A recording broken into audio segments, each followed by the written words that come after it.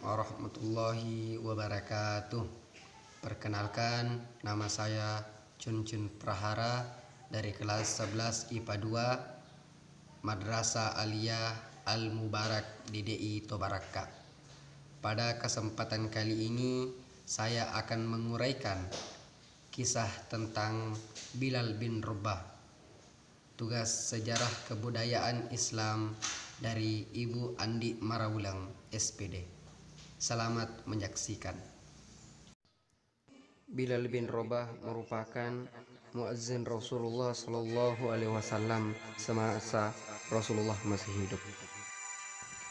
Namun semenjak Rasulullah wafat, Bilal menyatakan ia takkan mengumandangkan azan lagi.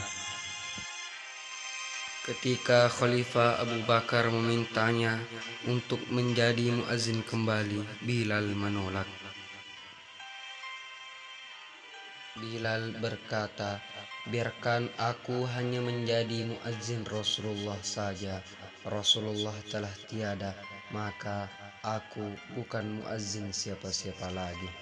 Abu Bakar pun tak bisa mendesak Bilal agar berkenan mengumandangkan azan lagi. Bilal bin Rabah adalah budak dari Habasyah yang dimerdekakan oleh Abu Bakar. Putra Rabah ini masuk dalam as-sabiqun al-awwalun, orang-orang pertama masuk Islam, mewakili golongan budak. Bilal mendapat siksaan dari majikannya setelah tahu Bilal masuk Islam. Bilal dianiaya luar biasa. Budak ini terus mendapatkan ancaman selama belum kembali pada agama lamanya. Namun siksaan-siksaan itu tidak membuat iman Bilal runtuh. Selama Rasulullah mendakwakan Islam, Bilal dikenal sebagai muazzin alias orang yang pertama mengumandangkan azan dalam sejarah Islam. Wafatnya Rasulullah mendorong Bilal meninggalkan Madinah.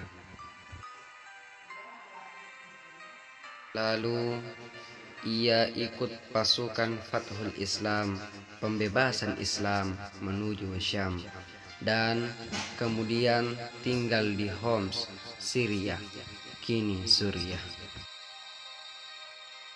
Setelah sekian lama, Bilal tak mengunjungi Madinah. Pada suatu malam, Rasulullah hadir dalam mimpinya.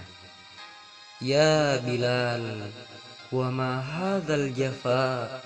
"Hai Bilal, mengapa engkau tak mengunjungiku? Mengapa sampai seperti ini?" Bilal pun bangun terperanjat.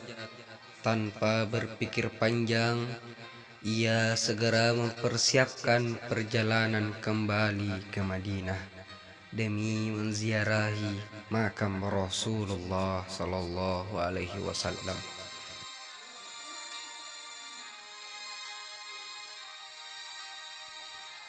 Setiba di Raudhah, Bilal menangis sepuasnya dan melepas rasa rindunya pada Rasulullah. Saat itu, dua pemuda yang telah beranjak dewasa mendekatinya. Mereka adalah cucu Rasulullah, Hasan dan Husain.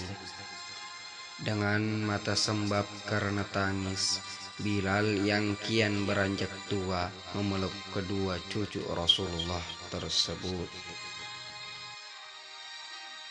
Lalu Husain berkata kepada Bilal, "Wahai paman, maukah engkau sekali saja mengumandangkan azan untuk kami?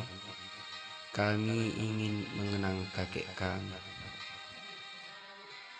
Saat bersamaan, Umar bin Khattab yang telah menjabat khalifah juga sedang melihat pemandangan yang mengharukan itu.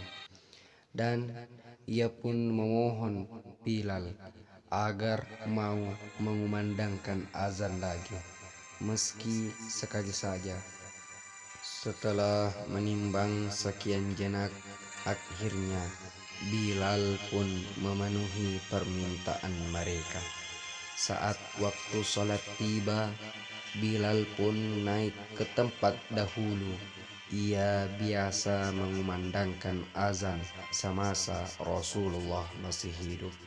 Saat lafaz Allahu Akbar dikumandangkan olehnya, mendadak seluruh Madinah senyap.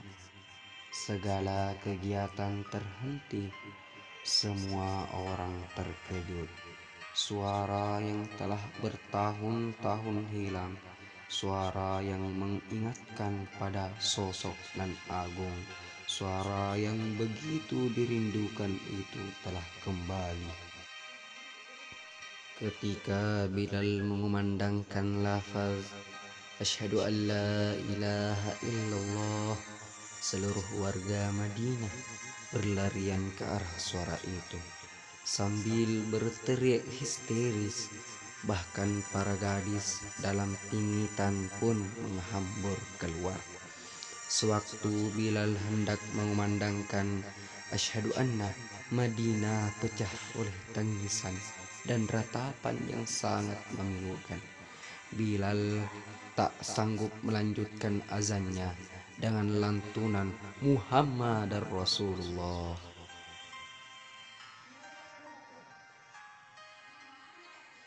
Mereka semua menangis teringat masa indah bersama Rasulullah.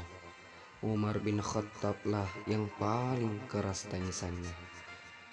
Di atas menara Nabawi, Bilal tak sanggup meneruskan azan.